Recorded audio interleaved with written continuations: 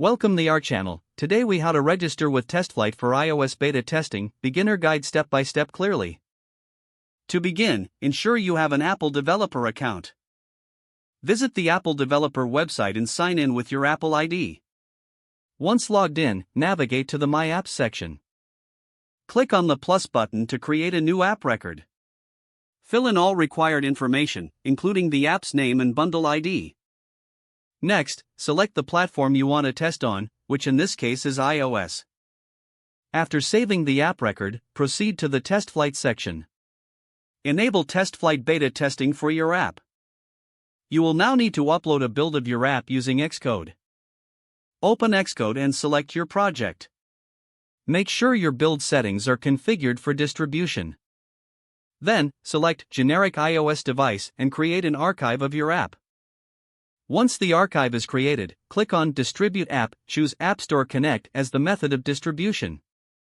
Follow the prompts to upload your app build. After the upload is complete, return to the App Store Connect dashboard. Your app build will take some time to process. Once processed, navigate back to the TestFlight section.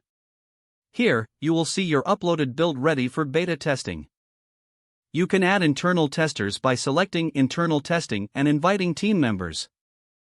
For external testers, click on External Testing and select Add Testers. Create a new group and invite testers by entering their email. Once they accept the invitation, they will receive instructions on how to test your app. Check for any feedback or bugs reported by your testers in the TestFlight dashboard. Finally, make necessary adjustments to your app based on the feedback received. Repeat the testing process as needed until you are satisfied with your app. If the page does not load, refresh the browser or try again in a private or incognito window. Make sure you are using the correct email address, then retype it carefully to avoid small typos. If your password is not accepted, use the reset option and create a new strong password you can remember.